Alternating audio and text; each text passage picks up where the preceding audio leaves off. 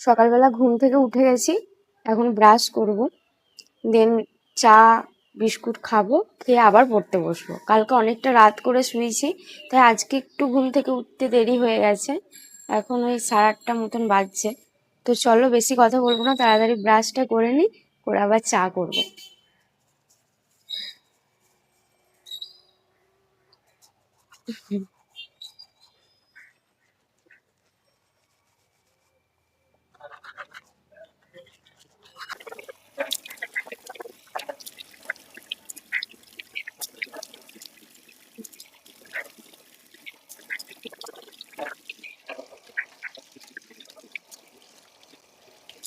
মোটামুটি ফ্রেশ হয়ে গেছি, এখন চা করবো।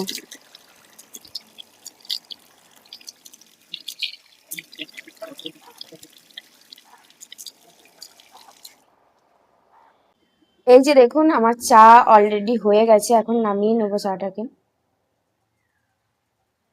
তো চলো, চা তো হয়ে গেছে, এখন চাটাকে ছেঁকে নেওয়া যাক।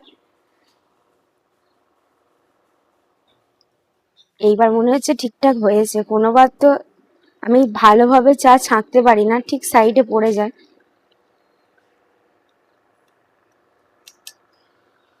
আজকে কিন্তু পড়েনি।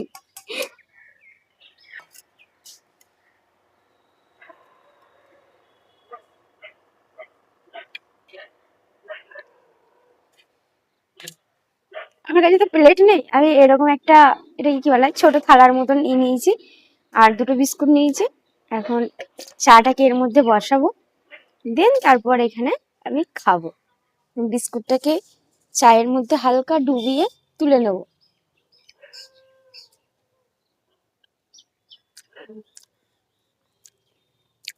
আমি কিন্তু চাও ভালো বানাতে পারি।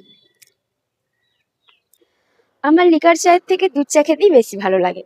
কালকে কি হয়েছে তোমাদের সাথে একটা ঘটনা বলি।